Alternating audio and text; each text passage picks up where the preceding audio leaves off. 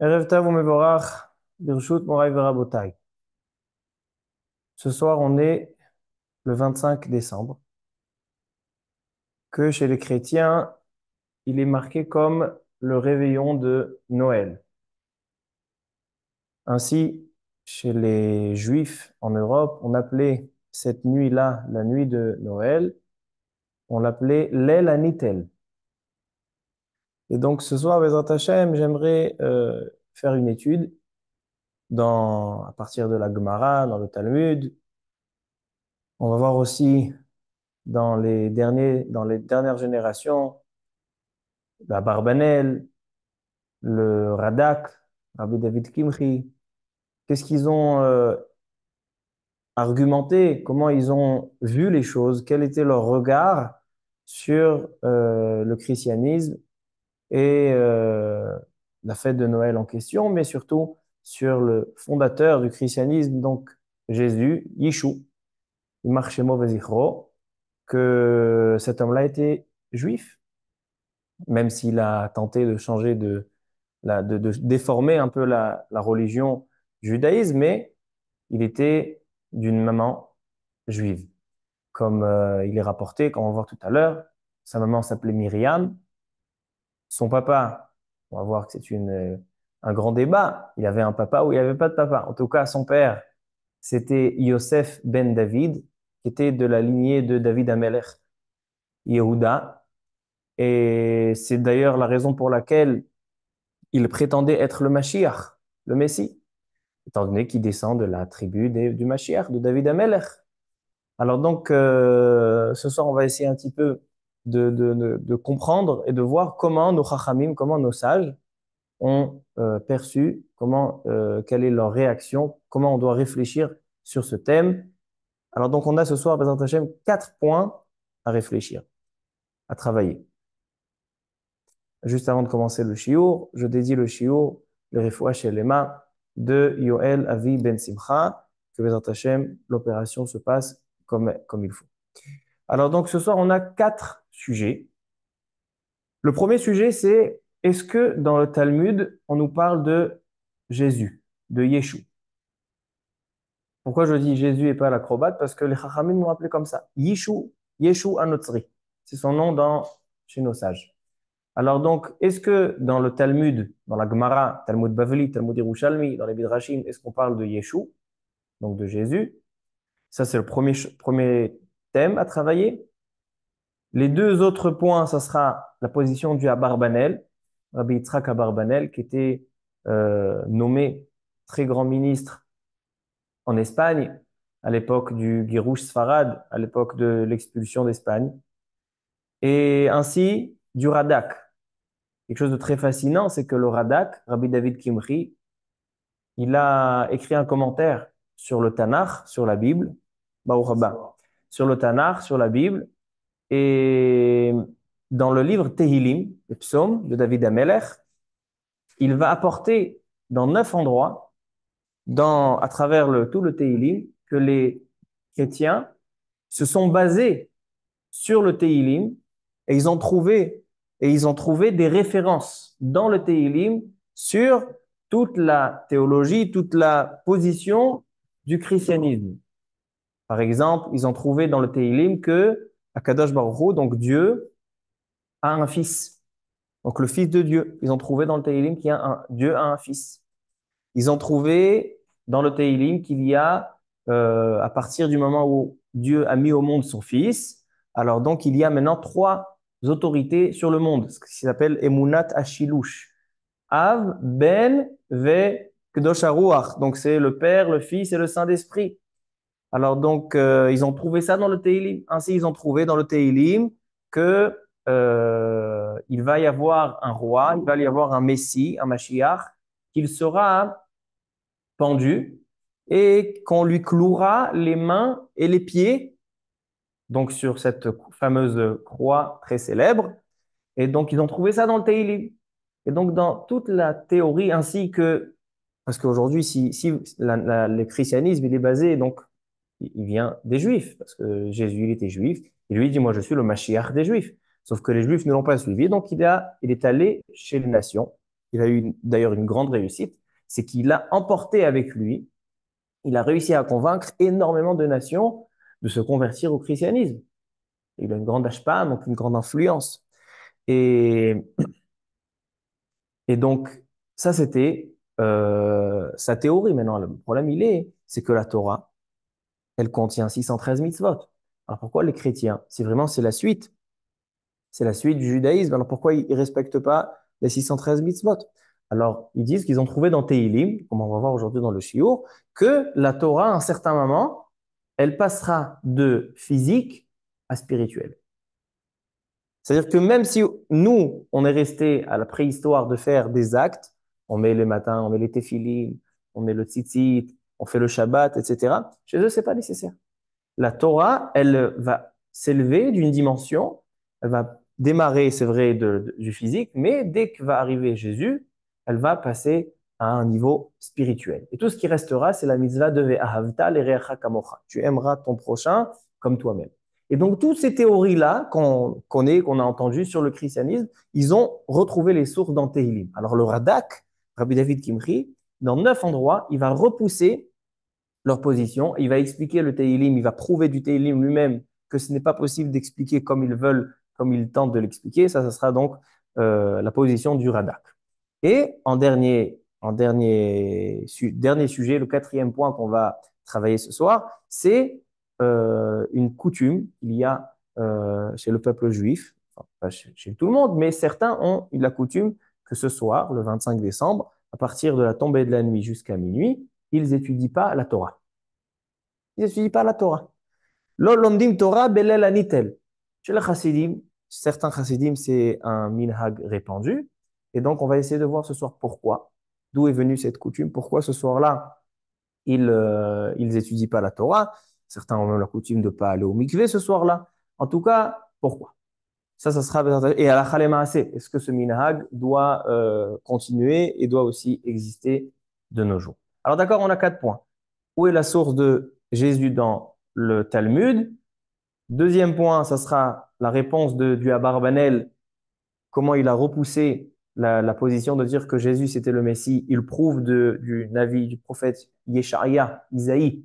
Il prouve du avis Yesharia que Jésus n'a pas les traits de caractère du Mashiach. Et ainsi, la position du Radak, comment il va repousser du Teilim. Ils ont basé toute leur thèse et toute leur Torah sur le Teilim. Et donc, il va expliquer pourquoi c'est pas vrai. Et en dernière position, pourquoi certains ont la coutume de ne pas étudier le soir de Noël, le soir du réveillon. D'accord? Voici les points qu'on va essayer de travailler ce soir. Baruch atah Adonai Eloheinu melech haolam she'akol nהיה b'dvaro. Alors, premier point. Est-ce que Yeshua est mentionné dans la Gemara? Réponse, oui. Il est mentionné dans la Gemara, mais étant donné que dans les générations, les Juifs avaient très peur de leur sort si jamais ils vont parler du mal de Jésus, parce qu'à l'époque, les Juifs, surtout en Europe, étaient sous l'emprise d'un gouvernement chrétien. Et donc, c'était dangereux de parler dans le livre de Torah et le livre du Talmud, de parler de Jésus. Donc, il y a ce qui s'appelle la tsenzura. Tsenzura, c'est la censure. Comme ça, on dit. La censure, donc, ils le retiraient, mais dans certaines versions, il restait quand même la version originale. Et donc aujourd'hui, Baruch Hashem, qu'on peut ressortir des versions, on n'a pas à avoir peur des chrétiens. Alors donc les versions sont revenues et donc on va voir dans 2 endroits, 3 endroits, même plus dans le Chasse, on parle de Yeshua, ainsi dans le Talmud Yerushalmi, dans les 2 Gemarot, Bavli, Yerushalmi, on parle de Yeshua, aussi dans des Midrashim. Alors venons, on voit une Gemara dans Masechet Sota 47. Non seulement on parle de Yeshua dans la Gemara, mais il y a 2 personnes dans la Gemara qui s'appelle Yeshua Notri, Jésus-Christ, dans 2 endroits dans la Gemara, et ce sont 2 personnes différentes. Les deux étaient à l'époque, il y a 2000 ans, à l'époque du deuxième temple. Ils étaient à l'époque du Binyan Bait Hasheni, et sauf qu'ils avaient 200 ans d'écart. Un, il était plutôt vers le début de la construction du deuxième Beit Hamikdash, et l'autre était vers la fin, donc à peu près il y a 2000 ans. Alors venez, on voit Gemara Masechet Sota, page 47. La Gemara nous raconte. Yoshua ben Perachia, Kedehava kakatil yanai malka le Rabanan, Shimon ben Shetach atminhu achate. À l'époque du deuxième Beth Amikdash, il y avait un roi d'Israël qui s'appelait Yanaï Hamelech, le roi Yanaï. Et ce roi avait un grand succès dans sa carrière de roi. Et un jour, il a organisé un festin. Et voilà que, cette histoire, elle est racontée dans ma Masechet Kiddushin, page 66. Et voilà qu'il y a un rachat qui s'appelle Eliezer ben Po'ira. Il vient et il dit au roi Yana, il dit, sache que les orthodoxes, les rabbanim, ils sont contre toi, ils sont pas contents de ta réussite et bien le contraire, ils souhaitent ta défaite. Il dit, qui c'est qui me le prouve? Il dit, viens, je vais te le prouver. Prends le tzitz du Kohen Gadol, donc le morceau d'or que le Kohen Gadol mettait sur son front, mets-le sur ton front, étant donné qu'il y a le nom d'Hachem dessus, ils ne pourront pas te faire de cadeau, c'est-à-dire qu'ils vont te dire la vérité, ils vont te dévoiler ce qu'il y a sur leur cœur. D'accord, Yanaï Amelech, il prend le tzitz à Kodesh, il le met sur son front, et les rabbanim sont obligés, il y a le nom d'Hachem, ils ne peuvent pas ne pas dire la vérité, ils se lèvent et ils disent, Yanaï Amelech, tu as déjà pris la couronne du royaume, laisse Laisse la couronne de la Kehuna, donc des Kohanim au Beth Amikdash. N'utilise pas le Tzitz HaKodesh. Pourquoi ils ont souhaité que Yanaï Amelech n'exerce pas en tant que Kohen? Parce que il y avait une rumeur comme quoi la maman de Yanaï a été prise captif à Modi'in, là où il y a les Hashmonaïm. Et on sait très bien que lorsqu'il y a une femme qui était captive, qui a été prise, alors donc elle ne pourra pas se marier avec un Kohen. Donc étant donné que sa maman a été captive, elle s'est mariée avec un Kohen, donc lui il est halal. Et donc un halal ne peut pas exercer. C'est pour ça que les Chachamim, ils ont souhaité qu'il n'ait pas de... Bon. Yanaï Amelech, il dit d'accord, je vais faire une enquête. Ils ont fait une enquête, il s'est avéré que sa maman n'a pas été prise captive. Et il s'est tué. Alors Eliezer ben Poira, il revient à la charge, il dit quoi? Un homme simple, lorsqu'on lui fait une telle honte, alors il se tait. Mais toi, tu es le roi. Tu viens de conquérir des territoires et des pays, etc. Tu te tais? Il a dit d'accord. Alors il a pris tous les sages, tous les Chachmei Israël, il les a tués. Et parmi les sages qu'il a tués, donc la Torah, elle a été pratiquement oubliée, Tishtakar Torah mi Israël. Et parmi ces sages, il y a deux qui ont été survivants. Un qui s'appelait Shimon ben Shetach, on le connaît de Pirkei Avot, Shimon ben Shetach, qui était le beau-frère de Yanaï Amelech et le frère de sa femme, et que sa femme l'a caché, à Shimon ben Shetach, elle a voulu cacher son frère. Et il y avait Rabbi Yoshua ben Perachia, que lui s'est enfui en Égypte, à Alexandrie. Suite à cette histoire, Rabbi Yoshua ben Perachia envoie une lettre à Shimon ben Shetach pour savoir est-ce que les histoires à Yerushalayim, en Eretz Israël, se sont arrangées. Shimon ben Shetach, il lui envoie, ça s'est arrangé, tu peux revenir. Donc il fait la route d'Alexandrie à Yerushalayim, Jérusalem. En route, il s'arrête avec son élève qui s'appelle, dit la Gemara, Yeshu Hanotzri.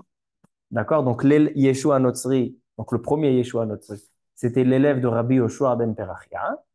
Et donc ils se sont arrêtés dans une auberge. Et voilà que la femme qui les a accueillis là-bas s'est comportée avec eux d'une manière très élégante et très respectueuse, etc.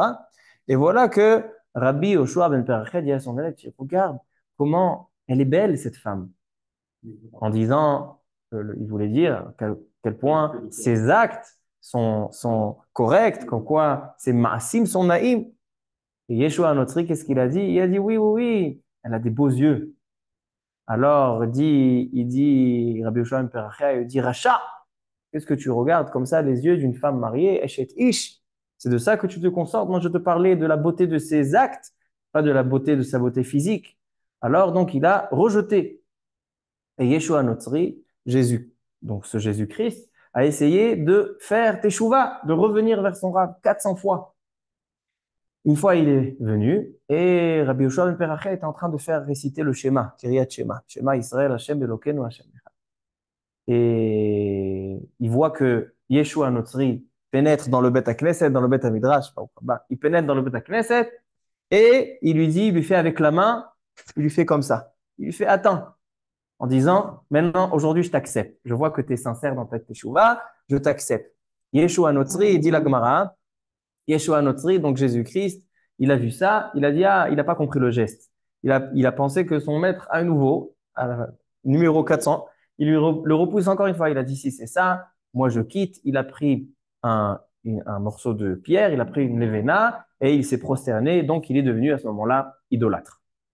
Rabbi Yoshua ben Perachia, qui voit son élève en train de faire de l'idolâtrie, tout de suite il vient et il lui dit, mais Chazor Becha, fais tes chouva, je suis venu ici pour t'accepter. Il a dit, mais c'est toi qui m'as enseigné, maître, que quelqu'un qui est choté ou marti est arabim, étant donné que j'ai entraîné avec moi énormément de juifs qui sont maintenant idolâtres avec moi, je suis choté ou machati, je suis fauteur, je fais fauter les autres. Et quelqu'un qui est choté ou machati, en maspikim biado la sot chouva. La teshuva, pour lui, elle est très très difficile. Alors donc, à ce moment-là, et c'est là que a démarré l'histoire avec Yeshua Notzi. Ça, c'est une première histoire. Mais Tosfot Roche, le Roche dans la Gemara Sota, il dit que ça, c'est un autre Yeshua Notzi. Il y avait Yeshua Notzi au début du Bet Amikdash, deuxième Bet Amikdash, et il y a un deuxième qui se trouve dans la Gemara Maseret Sanhedrin. La Gemara Maseret Sanhedrin, et là, vous allez voir comment il a été tué, par qui il a été tué, Jésus. La Gemara dans Maseret Sanhedrin, dans la page 43, ça aussi, c'est dans la censure, dans le Tzimzo. Il y a marqué là-bas que la veille de Pessah, vous connaissez l'histoire des chrétiens avec Pessah? Alors, dit la Gemara Maseret Sota, page 43, que la veille de Pessah, ils ont attrapé Yeshua, qui avait fait un bon repas. Il est arrivé la veille de Pessah à Yerushalayim, et ils l'ont attrapé le Beth Din, ils ont fait un jugement, et donc il a été condamné à la pendaison. Et donc, Be'erev Pessah Tlaouhu, ils ont pendu Yeshua à Notzri.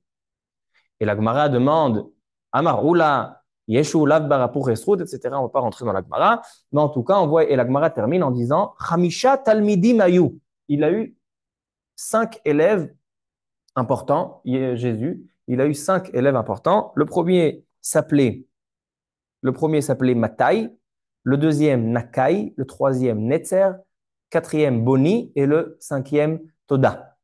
Et la Gemara est très intéressante. Regardez la Gemara là-bas.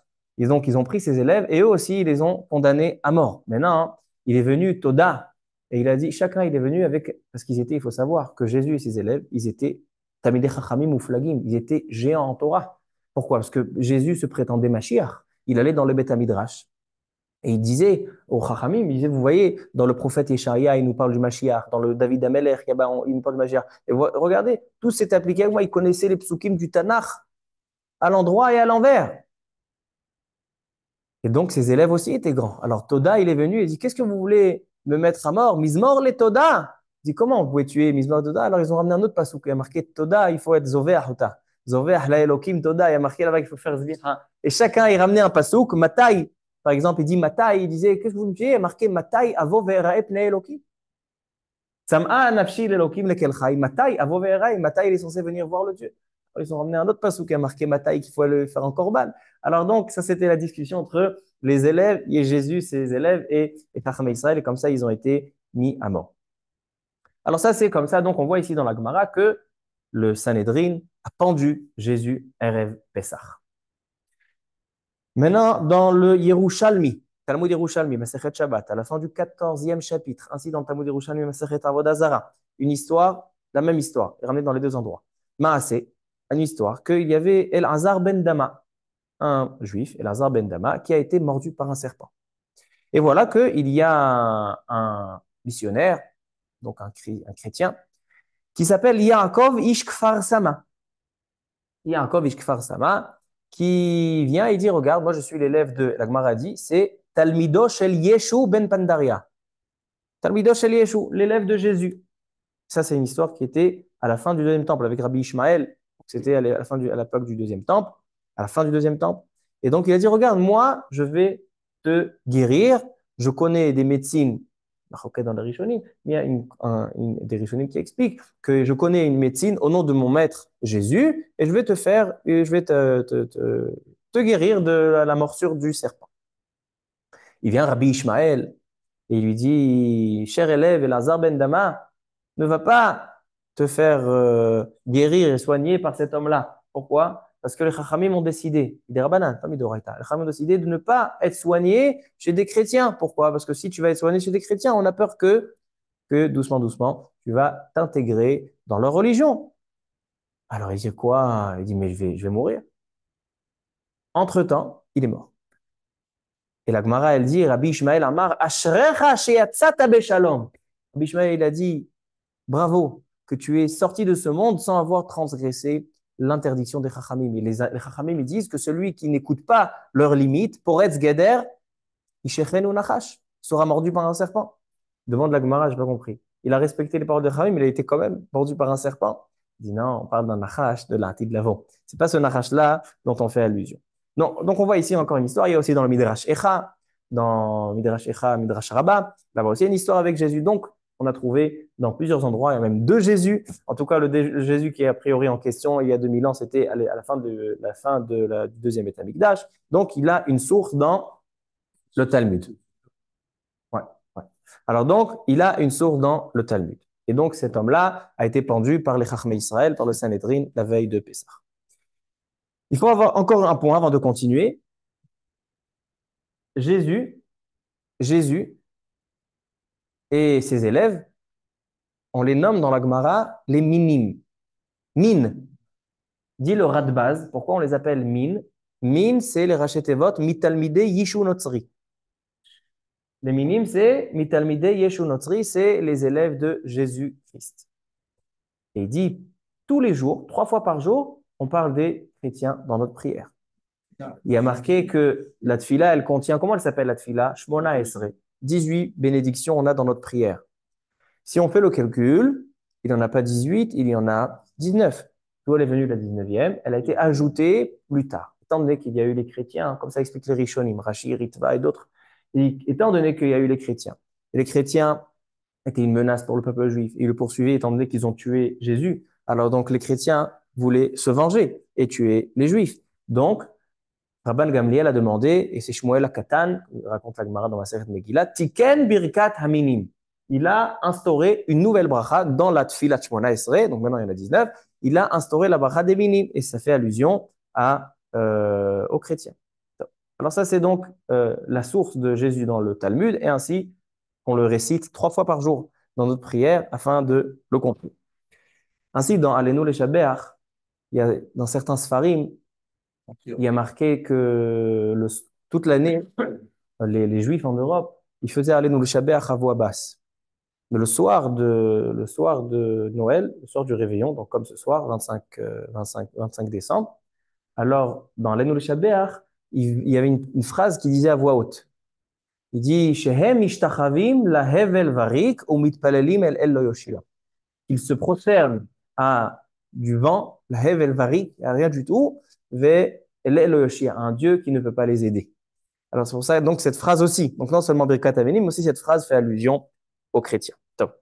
Maintenant, Rabotai, qu'on a compris où est la source de Jésus, maintenant on va voir comment les sages, les Chachmei Israël, le Abarbanel et le Radak, comment ils ont perçu leurs arguments et comment ils ont repoussé leurs arguments. On a dit que toute la Torah des chrétiens a été puisée dans le Sefer Teilim, comme quoi la Torah maintenant, parce que c'est la suite du judaïsme, c'est le Mashiach. Donc, pourquoi ils font pas les mitzvot? Parce que les mitzvot sont transformés de physique à rouhani, à spirituel. Et tout ça, c'est fondé. Donc, ils ont trouvé dans le Teilim qui a marqué que Dieu a un fils. C'est le fils de Dieu. Ils ont trouvé qu'il y a 3, il y a le Shilouch, donc c'est le Père, le Fils, le Saint-Esprit, Av ou Ben Veruach HaKodesh. Donc, tout ça, le Abarbanel, le Radak, Rabbi David Kipri vont nous parler de ça. Alors, donc, on va commencer par le Abarbanel. Abarbanel, dans le Navi Esharia, dans le 10e chapitre, 11e, il y a marqué là-bas une prophétie, que Esharia, un Navi, il va avoir une prophétie qui sera le Mashiach. On a déjà fait un shiur là-dessus, que le Mashiach, il aura 6 traits de caractère, il aura un niveau spirituel élevé, c'est qu'il pourra sentir la crainte de Dieu, Vaharicho Beirat Hashem, même par le sens de l'odorat, qui est très très élevé dans la Torah. On sait que Adam Arishon, il a fauté avec tous ses sens, sauf avec le sens de l'odorat. Donc le Mashiach, celui qui vient rectifier la faute de Adam Arishon, donc le sens de l'odorat chez lui est parfait. Et ainsi a marqué Shofet Tzedek Dalim, donc le Mashiach, il sera le juge le juge de la justice, qui sauvera les pauvres. Et il y a marqué là-bas Vegar Ze'ev im Keves, Et donc, à ce moment-là, le loup pourra manger tranquillement à côté du lion. Et marloquette, est-ce que Vegar Zeev une keves avec, pardon, le loup avec le mouton, Vegar Zeev une keves avec le mouton, et marloquette dans les Mefarshim, dans les Rishonim, est-ce que c'est vraiment une prophétie qui doit se réaliser? Lorsque viendra le Mashiach, on va devoir aller aux eaux, Gan Hayot Atanachi, voir si vraiment on met un loup à côté d'un mouton et il se passe rien. Alors il y en a qui disent que c'est Kipshuto. Il y en a qui disent qu'à l'époque du Mashiach, le Ze'ev on va devoir observer le Ze'ev qui soit tranquille avec le Keves. Mais il y en a d'autres qui disent que non. Que Gar Ze'ev Imkes veut dire qu'il y aura la paix dans le monde. Et que c'est une image en parlant du monde que toutes les nations que jusqu'à maintenant se chamaillaient comme un Ze'ev et un Keves, comme un loup et un mouton, ils seront tranquilles, il y aura la paix complète lorsque viendra le Mashiach. Donc, les chrétiens, dit Don Yitzhak Abarbanel, ils disent, se sont basés sur la prophétie de Yeshaïa, et ils ont dit, voilà, tous les traits de caractère correspondent sur Jésus. Entre parenthèses, Jésus, le soir du 25 décembre, les chrétiens ont l'habitude d'aller à Bethléem. À Bethléem, il y a une église là-bas. Pourquoi? Le soir du 24, je sais pas exactement. En tout cas, il y a là-bas une église, étant donné que le couple Yosef ben David et Myriam, qui ont eu Yeshua, alors ils étaient fiancés. Et voilà, c'est avéré que Myriam est tombée enceinte. Alors donc, ils se sont déplacés, ils sont allés à Bethléem. Là-bas, ils ont trouvé un évous de cheval. C'était comme une écurie. Et il n'y avait pas de place, donc ils ont fait dormir là où il y a le chevaux. Et c'est là-bas qu'il est né, Jésus. Et sur cet endroit-là, ils ont construit une église. Et c'est l'endroit qu'ils vont visiter tous les ans à Noël, l'El Nitel. Entre parenthèses, je vais expliquer pourquoi ça s'appelle l'El Nitel en yiddish, pourquoi c'est Noël. Nitel, non, Nitel, à la base, c'est du latin, ça vient du langage natal, naissance. Et ainsi Noël, il y en a qui disent que ça vient du mot natal en latin, c'est le jour de la naissance de Jésus-Christ. C'est pour ça que c'est la Nitel, c'est pour ça qu'ils vont à Bethléem. Alors donc, à Barbanel, il dit que les chrétiens se basent sur la prophétie de Yeshaïa, un avis, il décrit les traits de caractère du Mashiach, comme quoi c'est Yeshua. Alors il explique le à Barbanel. Il pose une première question. Il dit, vous dites vous dites que le Mashiach, donc Yeshua, Jésus-Christ, il est né fils de Dieu, parce que sa maman était encore vierge. Betula, Myriam, cette fameuse Myriam, était encore vierge. Maintenant, vous vous contredisez. Pourquoi? Parce que vous dites que son père Yosef, ben David, descend de la tribu de David. Maintenant, si vous dites qu'en fait son père, c'est pas son père, Yosef, c'est pas son père. Qui c'est le père? C'est Dieu. Alors donc en fait, il descend plus de Yehuda, il descend plus de la tribu de David Ameller. Si vous voulez dire qu'il est descendant de David Ameller, forcément c'est que son père c'est Yosef. Alors vous vous contredisez. Voilà le premier argument que leur dit Don Yitzhak Abarbanel. Ki Yishu lo haya migeza Ishai, imu lo haya ben Yosef ba'al Miriam imo, les fiches istarfut à mishpacha, etc. Alors qu'est-ce que vous allez me dire? Non, que Yosef, son père, s'est marié avec Myriam, parce qu'ils étaient de la même tribu. Myriam aussi faisait partie de la tribu. Maintenant, il dit, c'est pas possible. Pourquoi? Il dit parce que dans toutes les générations, il y a eu un mélange. Les femmes, dans toutes les tribus, pouvaient se marier, une femme avec une tribu de l'autre. Seulement chez les filles de Tsélophrade, étant donné que là-bas, ils héritent de leur père, donc on ne voulait pas perdre la Héroucha de la famille de Tsélophrade. Donc, dit la Tov Be'enehem, donc ils doivent se marier qu'avec leur tribu. Mais toutes les autres femmes d'Israël, ils peuvent se marier avec n'importe qui. Donc, comment tu peux t'assurer, si encore Yosef, son père, était descendant de David Amelech, mais sa maman, tu ne peux pas t'assurer. Donc, il dit, premier argument contre parce qu'on voit que le Mashiach doit être descendant de David Amelech. Yatsa choter migeza Ishai, est marqué dans la vie Ishai. Il doit descendre de la tribu de Ishai. Or, ici, selon vous, il descend pas. Selon nous, il descend de Ishai. Selon nous, il descend de Yehuda. Mais selon vous, qui c'est le fils de Dieu, il ne descend pas de Ishai. Continue à Barbanel. Et il dit, ainsi, la prophétie là-bas dans le Navi Esharia, il y a marqué qu'il va devoir juger Veshafat Betzedek Dalim. Il va devoir juger avec justice les misérables. Et on n'a pas vu que Jésus était juge. Jésus était euh, Mashiach.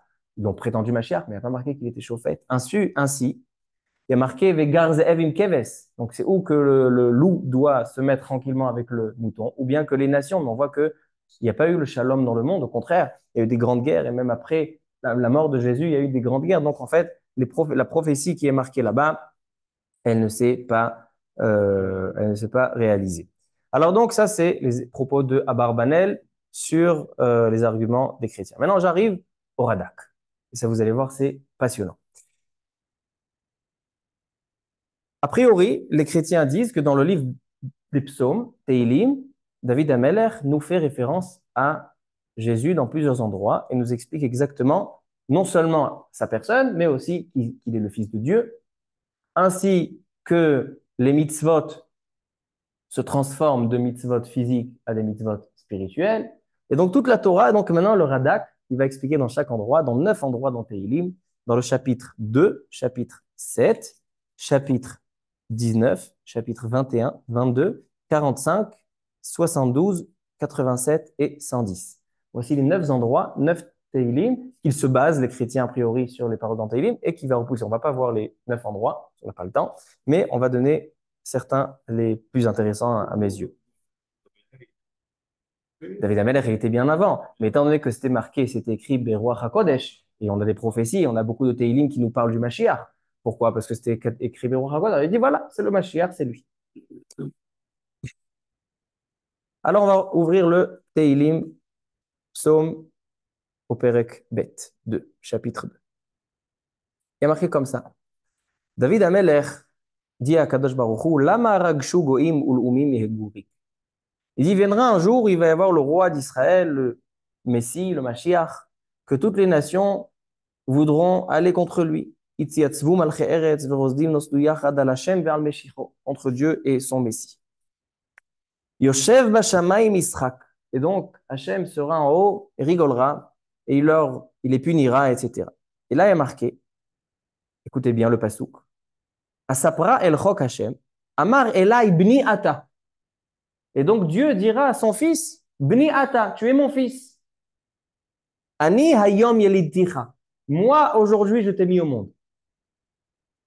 Sh'al mimeni, demande-moi, ve'etena goim nachalatecha. Demande-moi, je te donne tout ce que tu veux. Teroem beshevet barzel, etc., etc. Dit le Radak. Anotsri mefarjim oto al Yeshu.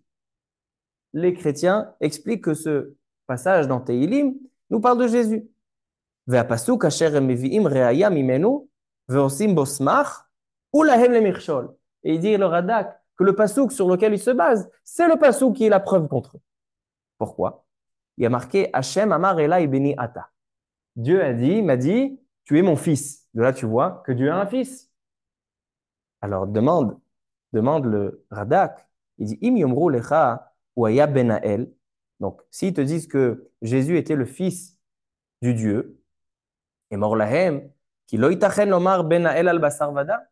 Il dit on ne peut pas dire qu'un homme en chair, de chair et de sang est le fils de Dieu. Pourquoi? Ki haben ou mimina av. Est-ce qu'il existe un fils qui n'est pas de l'espèce de son père? Est-ce qu'on a vu une fois un cheval et on a dit ça c'est le fils d'un homme? Ou on a vu un oiseau, on a dit ça c'est le fils d'un taureau? Non, le fils obligatoirement doit être de la même espèce que son père. Ki lo yitachen shetomar asus hazeh u ben Reuven. Alors, imken, Misha Amarlo Hashem Beni Ata, donc forcément, si Dieu dit à son fils, Beni Ata, tu es mon fils, forcément que Dieu s'adresse à un autre Dieu, pas un homme, pas un être humain. Ve'od, she'amar ani hayom yeladticha. Moi, aujourd'hui, je t'ai mis au monde. Ve'hayalud, umimin hayulad. Donc, ani hayom yeladticha. C'est forcément, moi, je suis comme celui qui m'a mis au monde. Maintenant, il dit, d'accord. Vous pensez que c'est pas logique d'abord de dire que c'est son fils. Maintenant, disons que c'est son fils. Alors, qu'est-ce que vous dites maintenant? Que lui aussi, maintenant, il est Dieu. Maintenant, un Dieu, il est forcément un. Pourquoi? Parce que s'il n'est pas un, il est manquant, donc c'est pas un Dieu. Il dit, le Dieu ne peut pas se partager, étant donné que c'est pas un corps. Un corps peut se partager. On peut prendre un membre et le détacher d'un corps. Mais le Dieu On ne peut pas séparer, c'est spirituel. Et là, elle, echad bechol tzadardut. Lo yarbe velo imad velo yechalek. Il ne peut pas ni se partager, ni se diviser. Ve'od emor lahem. Et encore, dis-leur aux chrétiens. Ha'av kodem laben bazman. Ou miko achav yatzaben. Si vous dites que maintenant, parce que qu'est-ce qu'il dit les chrétiens? Il a mis au monde et maintenant ils sont trois à diriger le monde. Alors maintenant, qu'est-ce que ça veut dire? Le Dieu, il s'est limité dans sa force, il a donné de la force à l'autre. Maintenant, s'il a pu se limiter dans sa force, alors il peut récupérer sa force parce qu'il peut. Avant, il était tout puissant. Maintenant, il a eu un enfant, il dit tiens, je te donne de la puissance. Mais forcément, que le Père a plus de force que le Fils. Alors comment vous dites que c'est un Dieu? Un Dieu, c'est quelqu'un qui est tout puissant. Maintenant, s'il n'est pas tout puissant, c'est pas un Dieu. Et il continue et il dit donc forcément, il dit Vatem korim lo av ben veruach hakodesh, le Père, le Fils et le Saint-Esprit. Alors, Bekitso, il dit le Radak, lorsque Kadosh Baruch Hu dit Beni ata ani ameleticha, ce sont des paraboles. Quand il y a marqué dans la Torah que Kadosh Baruch Hu shama be'oznav, il a entendu dans ses oreilles, ou il a vu avec ses yeux, Aine Hashem Elokechaba. Tout le monde sait que ce n'est pas des choses qui sont. C'est seulement nous, on se l'explique à nous, afin qu'on essaye de comprendre un petit peu qu'est-ce que Hashem fait. Mais à Kadosh Baruch Hu, on est ma'amin, une des bases des 13 bases de la Emouna, c'est que Kadosh Baruch Hu, en lo gouf, en lo demut agouf. Il n'a pas de corps, il n'a pas ni d'image de corps. Donc, c'est sûr que c'est Alderer Machal. Voici le premier Teilim que le Radak a dit qu'il se base sur ce Teilim de Ani Beni Ata Ani Ayom Eliticha, tu es mon fils et je t'ai mis au monde. Et forcément que c'est pas le pshat. Deuxième Teilim, très intéressant.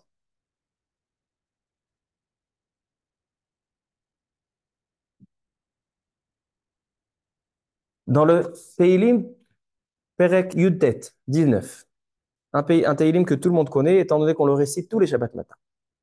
Il y a marqué dans le Teilim, Lamnatzer, Mizmor le David, Hashamayim Mesaperim Kevod El, Umaasei Adav Magid Arakiya. Donc, David Ameler fait des éloges sur la création et ensuite il va faire des éloges sur la Torah. À quel point notre Torah est parfaite.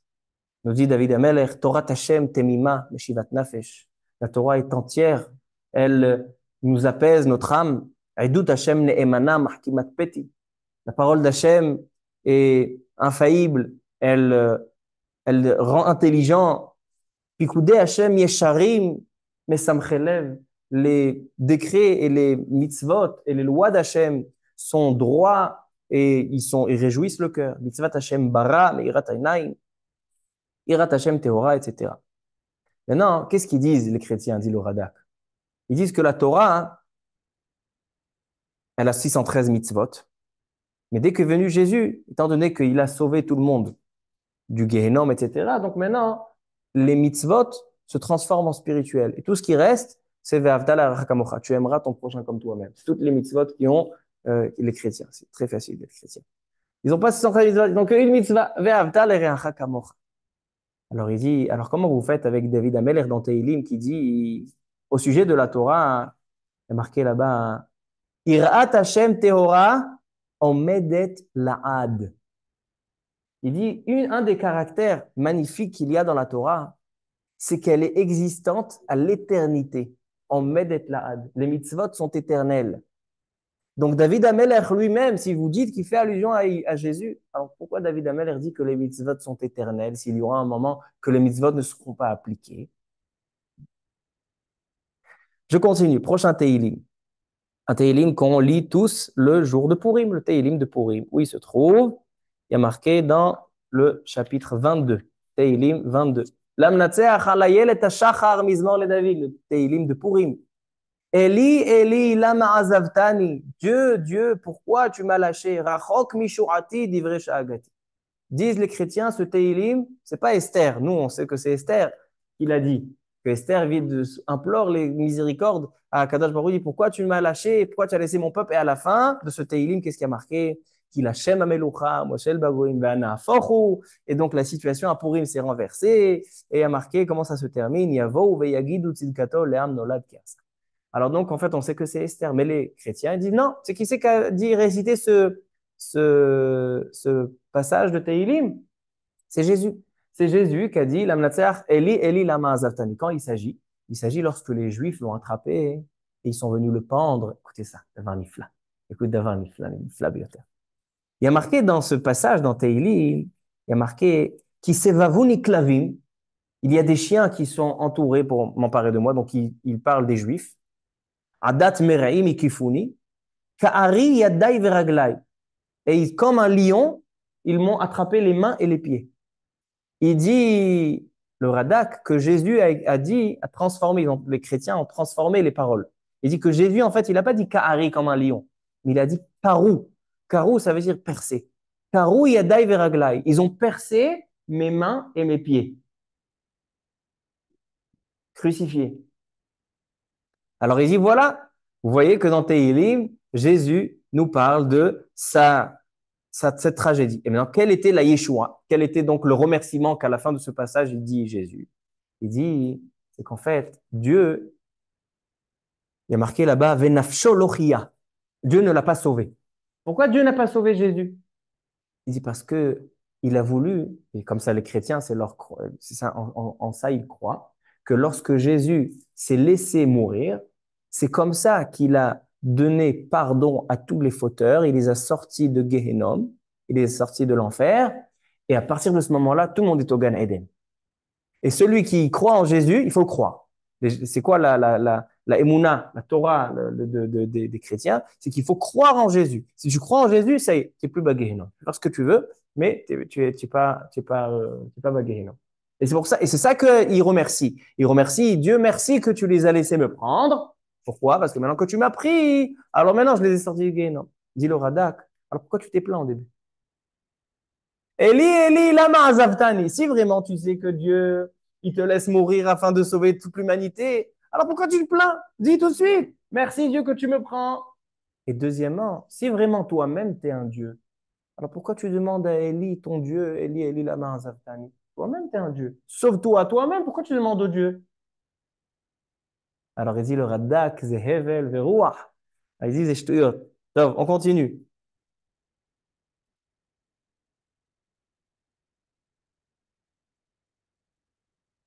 Il dit Kol devarav sheker, etc. Maintenant, on a le dernier. On ne va pas faire les 9, on va faire le dernier.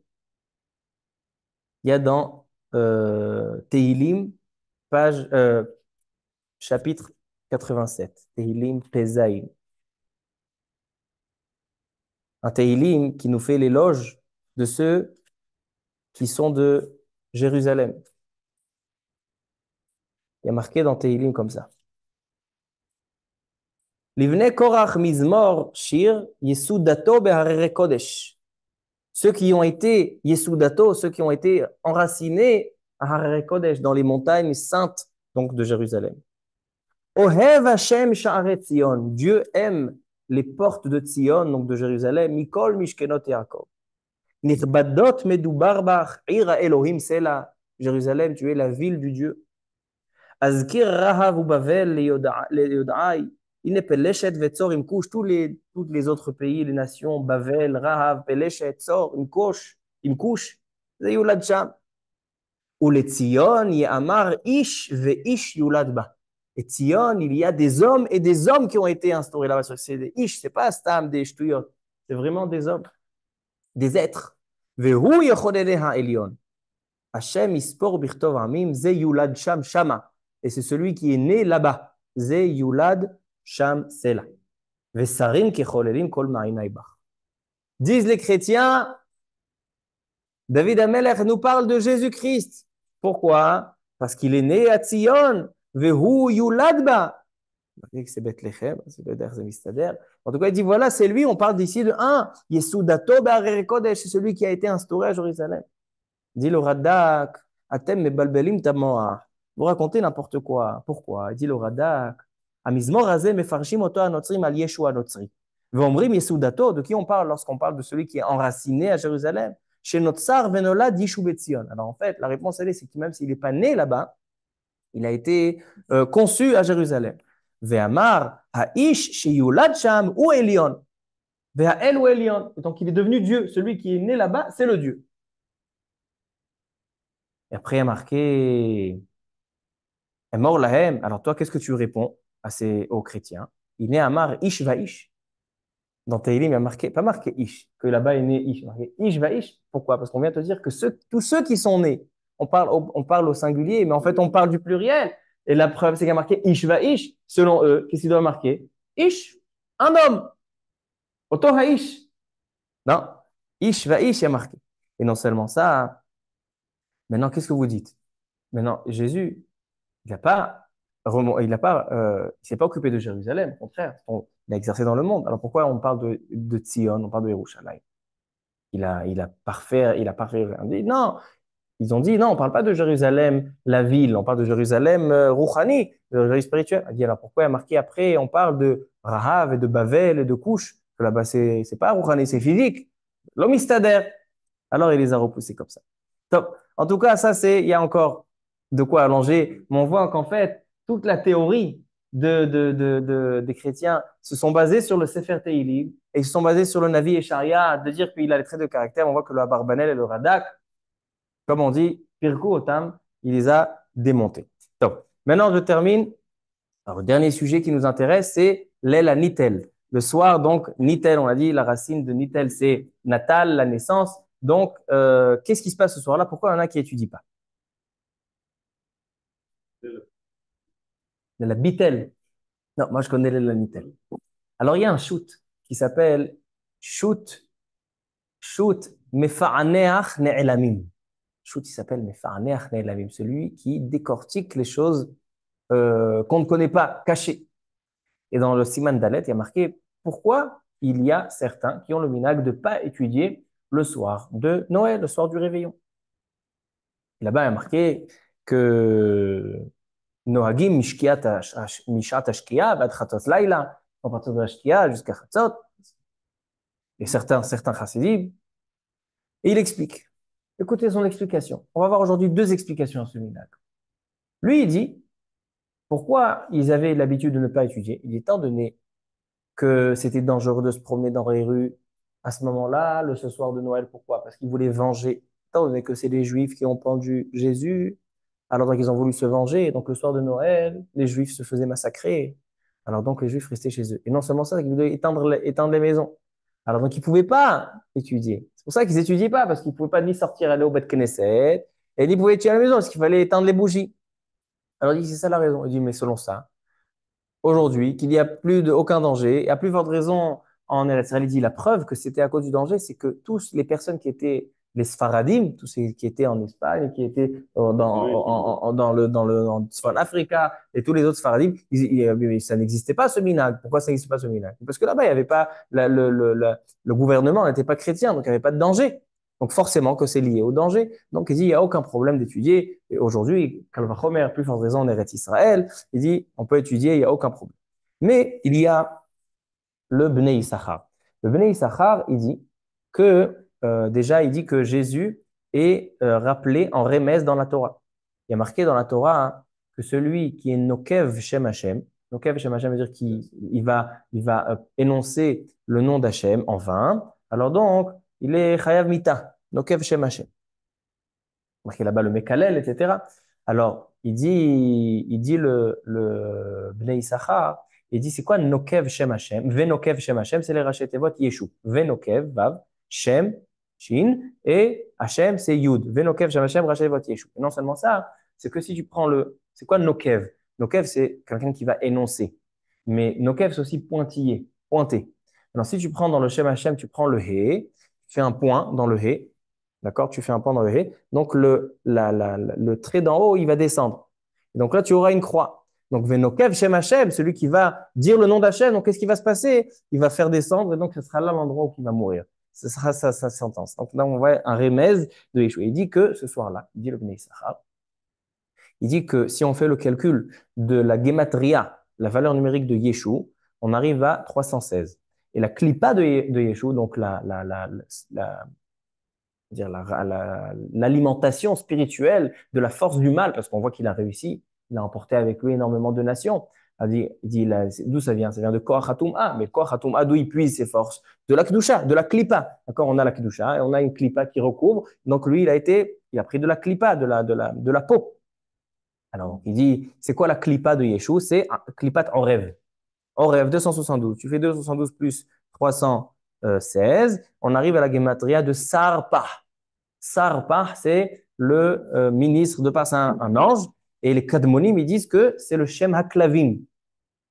C'est le nom d'un sar qui est sur les clavim, sur les chiens. Et il dit, le Bnei Issachar, une nuit, il étudie la Kabbalah, et il n'a pas fait attention, et est tombé la nuit du 25 décembre. Et voilà qu'il y a un chien qui s'approche de sa maison, qui rentre pour venir étudier. Il dit, de là, je vois que étant donné que la Toum'a puise sa force de la Gdusha, alors tous les ans, ce soir-là, le jour de la naissance de Jésus, ils ont besoin d'alimentation spirituelle pour pouvoir continuer à énoncer leur croyance dans le monde et d'emporter avec eux. Donc, il dit, on n'étudie pas, il dit le Bnei Issachar, j'arrête d'étudier le soir de Noël. Bnei Issachar, Rav Tzvi Mermidinov. C'est le chassidim, Bnei Issachar, Mermidinov. Alors, donc, il dit, pour pas donner de la force à la klipa. Etc. Maintenant, le Minchat Elazar aussi, le Minchat Elazar de Munkach, était un grand chassid, mais aussi un grand posek. Lui aussi, il ramène l'histoire avec le Bnei Issachar. Donc, on a deux raisons.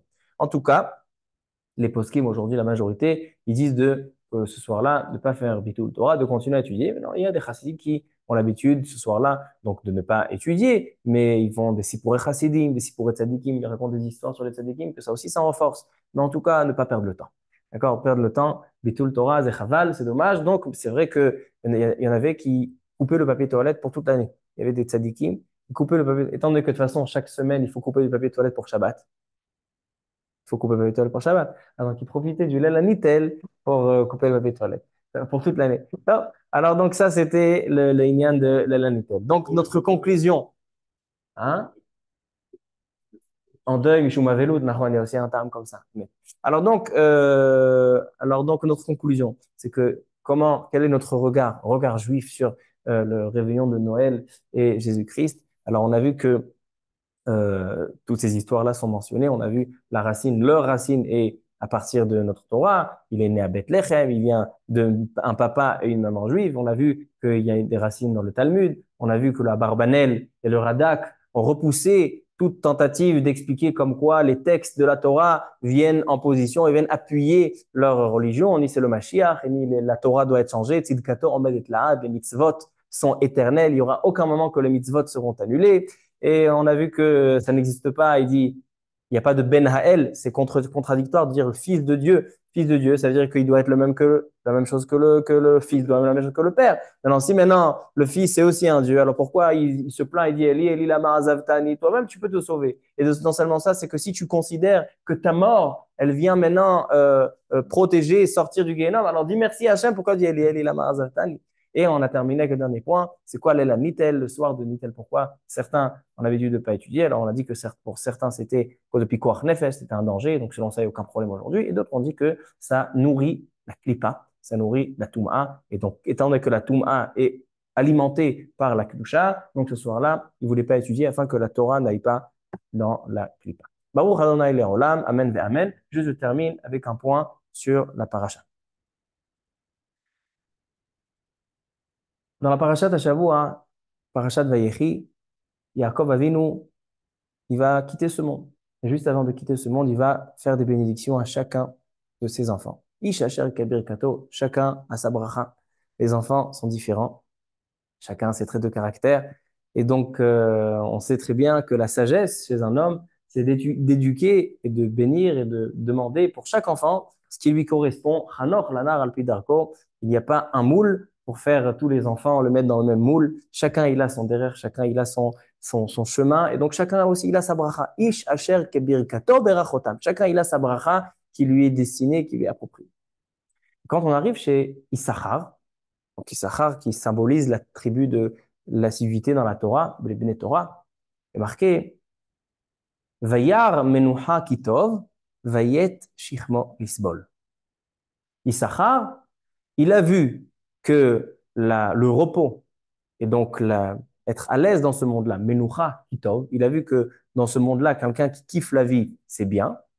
Vayet Shichmo Lisbol. Et donc il a dit, moi je vais supporter le joug de la Torah et je vais étudier, même si c'est difficile, et même si je ne vais pas profiter du monde, et même si je ne vais pas avoir un yacht sur une plage, même si je ne vais pas avoir une grande maison.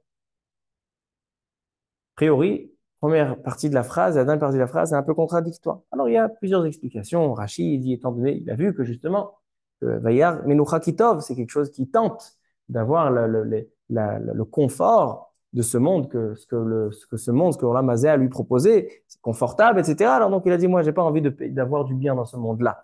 Moi, j'ai envie d'avoir du bien dans le monde futur, donc, Vayet Chichmolisbol. Ça, c'est une explication.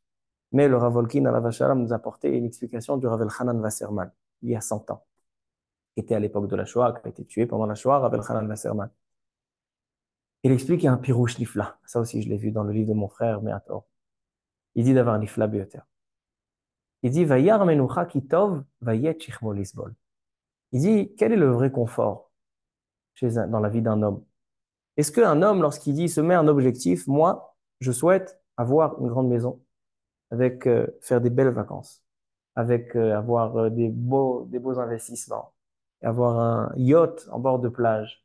Vraiment le confort et le réconfort, tout ce que le monde a à me proposer. Ça, c'est donc toute sa vie, il va travailler très dur. Il va supporter des grands stress. Et parfois, il va y avoir des pertes. Et parfois, il va y avoir des disputes. Donc, toute sa vie, il va courir à la recherche de ce bien idéal, de ce confort de ce monde. Maintenant, cet homme-là, la majorité de sa vie, il n'est pas Bemenoucha. La majorité de sa vie, il n'a pas du tout été se reposer. Des fois, on voit des gens, ils sont très riches, etc. Waouh, comment t'avais travaillé? Tu crois vraiment que c'est facile? Moi, comme on dit en hébreu, et ketidam.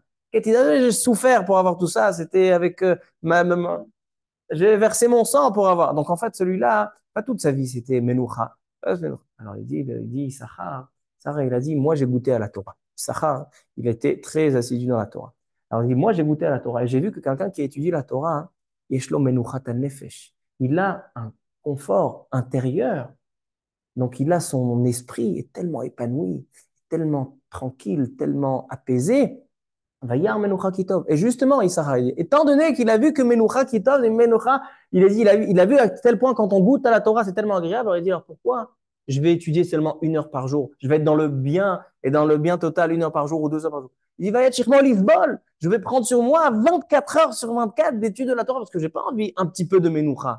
J'ai envie beaucoup. Parce que Lisbol, alors maintenant il dit c'est quoi? Il dit Lisbol, même si ça vient en détriment d'un confort matériel. Il dit, même si parce que maintenant je vais devoir étudier 24 sur 24, donc je ne vais pas pouvoir travailler pour une grande maison, pas vous faire des investissements, les vacances, comme ça, je vais changer un appartement avec mon cousin qui est à Ashdod, lui va venir chez moi, moi je vais aller chez lui. Donc en fait, il va y attirer Molisbol. C'est-à-dire que c'est vrai que la menoucha, la vraie menoucha, quelqu'un qui est vraiment dans un état d'esprit tranquille, c'est quelqu'un qui a l'esprit tranquille et pas le corps tranquille. Pourquoi? Parce que quelqu'un, même s'il a le corps tranquille dans une maison magnifique, avec des hommes de ménage et des femmes de ménage, des cuisiniers, etc., s'il a l'esprit qui n'est pas tranquille, ça vaut rien. Mais d'un autre côté, quelqu'un qui est un petit peu à l'étroit, mais son esprit, il a une vraie menouchat nefesh. Alors ça, c'est vrai. Alors il dit, Issachar, vayet shichmo lisbol. Il dit, c'est ça la grandeur, la force de la Torah. C'est que je suis prêt pour avoir ce bonheur absolu d'avoir une menouchat nefesh. Je suis prêt que ça vienne au détriment d'un confort matériel. Voici le message qu'a Issachar. C'est pour ça que Issachar, on dit sur lui, Issachar, Hamor Garem. Issachar supporte le joug de la Torah comme un âne. Des fois, on se pose la question des avrérim, des personnes qui étudient la Torah, mais pourquoi vous vous mettez dans des situations comme ça? Pourquoi vous souffrez tellement? On apprend ça de Issachar. Issachar, il dit, même si ça vient en détriment du bien-être dans ce monde-là, bien-être matériel, moi, la vraie menouchat nefesh, la vraie joie, c'est quand on voit un avraire que malgré qu'il a des minus sans compte en banque, et dès qu'il est rentré dans Beth Midrash, il a raccroché avec le directeur de la banque, comme quoi il lui fait plus crédit. Dès qu'il a fermé le téléphone, il s'est assis, il a ouvert la Gemara. D'un coup, on le voit chanter avec de la joie, avec de la simcha, etc. Pourquoi? Parce que ça, ce sont des soucis matériels. Maintenant, quel est son vrai confort? Le confort de son esprit, Menuchat nefesh. Alors ça, c'est l'enseignement de notre paracha. Baruch Adonai Leolam. Amen ve Amen.